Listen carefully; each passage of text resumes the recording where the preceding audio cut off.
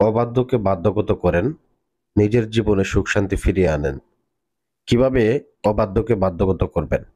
সে আপনার স্বামী হোক, স্ত্রী হোক, সে যাই হোক।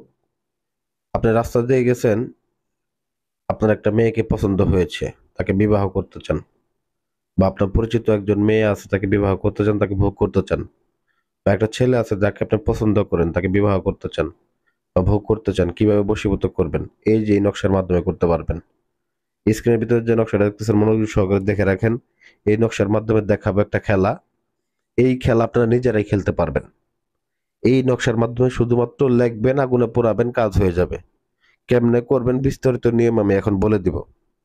ভিডিওটা প্রথম থেকে শেষ পর্যন্ত ধৈর্য সহকারে দেখবেন, তাহলেই বুঝতে পারবেন। তো প্রথমত বলি, ভিডিওটা টানবেন না, না টেনে শেষ পর্যন্ত দেখবেন।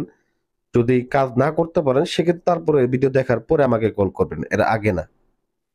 তো যদি যে কাজ করতে পারেন মনোযোগ সহকারে তবুও দেখবেন, না করতে পারলে তবুও দেখবেন। তো বিশেষ করে স্ক্রিনের ভিতরে যে নকশাটা আছে, এই নকশাটাকে শুধু অঙ্কন করতে হবে। 3টা নকশা অঙ্কন করতে হবে এবং আর একটা নকশা এক্সট্রা ভাবে অঙ্কন করবেন। তো আপনাকে এর জন্য কিছু বাজার থেকে কিছু জিনিসপত্র কিনতে হবে। তো এটা কাজ যে এমনি হবে, মাগনা হবে তা না। কাজ যা টাকা যা আমাকে দিবেন, কাজ যা আমাকে দিয়ে করবেন তা না। আমি সম্পূর্ণ নিয়ম বলে দেবো, যাতে আপনি বাসায় বসে নিজের কাজ নিজে করতে পারেন। যাতে কোনো তান্ত্রিকের কাছে যাইতে না হয়, কবিরাজের কাছে যাইতে না হয়, ধোঁকা না খাইতে হয়।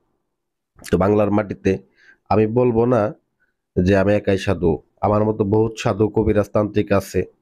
তো দেখা গেছে এক প্রকার প্রতারক চক্রের কারণে মানুষেরা হতাশাগ্রস্ত হয়ে গেছে, কাজ করে ফলাফল পাইতেছে না। তো তাদের জন্য বলতেছি, আমাদের কাছে আসতে হবে না, এমন একটা বিদ্যা দিতেছি যেটার মাধ্যমে নিজেরাই করতে পারবেন।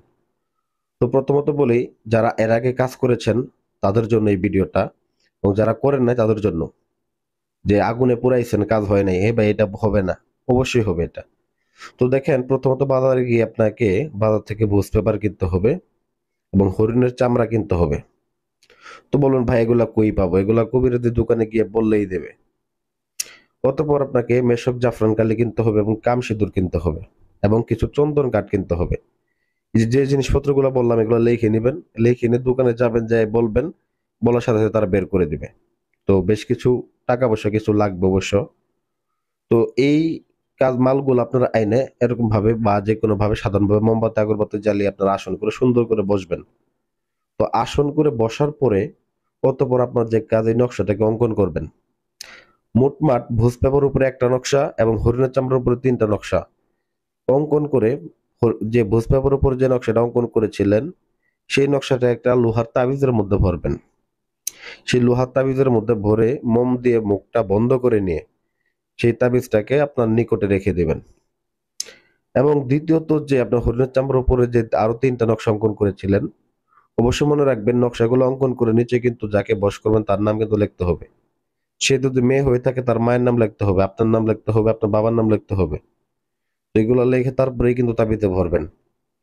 ততপর বাকি যে 3টা থাকবে হরিণের চামড়ার উপরে, ওই 3টাকে প্রত্যেক দিন যেই টাইমে কাজ করবেন ঠিক একই টাইমে এক একটা করে চন্দন কাঠের ভিতরে আগুন জ্বালাবেন, একটা করে নকশা পোড়াবেন এবং সেই ছাইগুলাকে আপনি মাটির নিচে পুঁতে দেবেন। যে কোনো পৃথিবীর যে কোনো প্রান্তে মাটির নিচে পুঁতে দিবেন।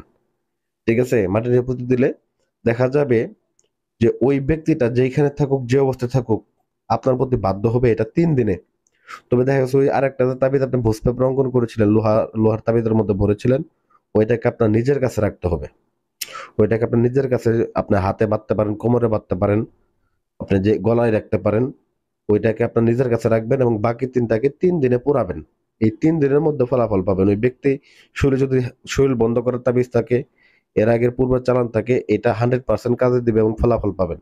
এটা একটা পরীক্ষিত কাজ। তবে বিষয় হচ্ছে, সাবধানতার সাথে নিয়মগুলো মেনে কাজ করবেন। নিয়ম মানা ছাড়া কাজ করবেন না। তো জিনিস দরকার একটা, আপনার জিনিস আইনে দিচ্ছেন, আর একটা কাজ কেমনে হবে? আপনি আসন করতে জানেন না, বলেন ভাই কাজ করছি, কাজ হয়নি। ভাই কেমনে হবে? আসন করতে পারেন না, আসন জাগ্রত করতে পারেন না, তাবিজ জাগ্রত করা মন্ত্র জানেন না। এইগুলা তো ভাই একটা শর্ট ভিডিওতে এতগুলা ভাই জানানো দেওয়া সম্ভব না। তো একটা কাজের এক একটা নিয়ম আছে, কথা বুঝতে পারছেন? তো প্রত্যেকটা নিয়ম আপনাকে পুঙ্খানুপুঙ্খ ভাবে মানবেন, দেখবেন 100% ফলাফল পাবেন। তো আশা করি ভিডিওটা ভালো লাগবে।